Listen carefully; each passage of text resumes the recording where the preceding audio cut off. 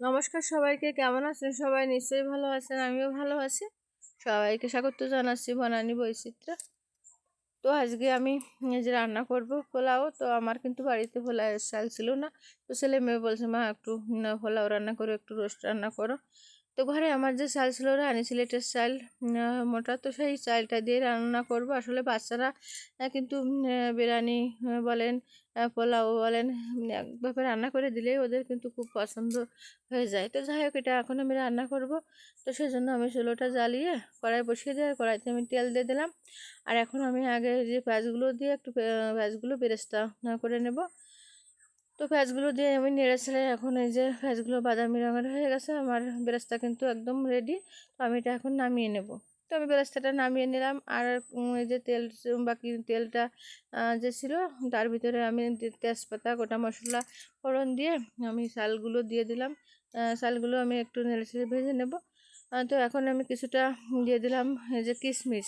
কিশমিশ দেওয়ার পরে এখন আমি একটু ঘি দিয়ে দেবো।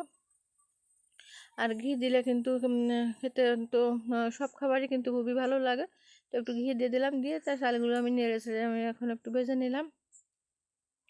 চালগুলো কিন্তু আমার ভাজা হয়ে গেছে। এখন আমি দিয়ে দেবো দুধটা আমি কিন্তু আগে একটু জাল করে রেখেছিলাম। তো দুধটা দিয়ে দিলাম। দেওয়ার পরে এখন আমি এই যে কিছুটা কাঁচা জাল দিয়ে দিলাম। তারপরে দিয়ে দেবো স্বাদ মতো লবণ। আর কিছুটা চিনিও দিয়েছিলাম। তারপরে এখন এই যে ঢাকনা দিয়ে আমি ভাতটা রান্না করে নেব। আসলে পুরো ভিডিওটা কিন্তু রান্না দিতে গেলে অনেক বড় হয়ে যেত, এই জন্য আর পুরো আর কি ভিডিওটা দেওয়া হয়নি। যতটুকু সম্ভব ততটুকুই দিয়েছি। তো যাই হোক, ভাতটা কিন্তু আমার এখন হয়ে গেছে। আমি একটু উপর থেকে বেরেস্তা ছড়িয়ে তারপরে এই যে একটু নেড়ে ছেড়ে নিলাম। এখন ভাতটা আমি নামিয়ে নেব। তো ভাতটা নামানোর পরে এখন আমি এই যে রোস্টটা রান্না করব।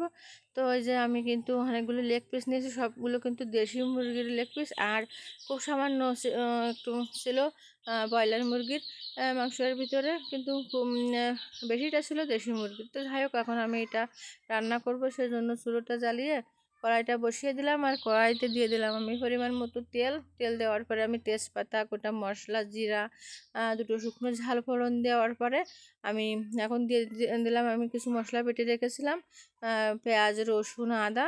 তো এগুলো আমি দিয়ে দিলাম। দেওয়ার পরে এই মশলাটা আমি কিন্তু বেশ কিছুক্ষণ ধরে কষিয়ে নেব। মশলাটা ভালো করে কষিয়ে নেব, আর যাতে নিচের দিকে না লেগে যায় সেদিকেও খেয়াল রাখতে হবে। তো মশলাটা কিন্তু আমি বেশ কিছুক্ষণ কষিয়ে নিয়ে তারপরে কিন্তু আমি এই যে মাংসগুলো দিয়ে দিচ্ছি। আর এগুলো কিন্তু ভেজে নিলে বেশি ভালো লাগে, কিন্তু আজকে আমার ভীষণ আর কি রাত হয়ে গেছিলো, অনেকটাই দেরি হয়ে গেছিলো, এই জন্য আমি আর ভাজতে যাইনি, এভাবেই রান্না করে দিচ্ছিলাম। তারপরে দিয়ে দিলাম এই যে জায়ফল, লবণ। তো দেওয়ার পরে মাংসটা আমি একটু ভালো করে কষিয়ে নেব। আর এই যে এখন কিন্তু বিদ্যুৎ মোটে থাকছে না বললেই চলে। এই রান্না করতে করতে তো কতবার আর কি বিদ্যুৎ চলে গেছিলো, তা বলার না। তো যাই হোক, কোনোভাবে রান্নাটা করলাম। তো আমি মাংসটা বেশ কিছুক্ষণ ধরে কষিয়ে তারপরে পরিমাণ মতো জল দিয়ে, আর এখন রান্নাটা কিন্তু আমার শেষ হয়ে গেছে শেষের দিকে। তো রান্নাটা শেষের দিকে এখন সবাই খাওয়া দাওয়া করবো, যে ছেলেকেও দিয়ে দিলাম।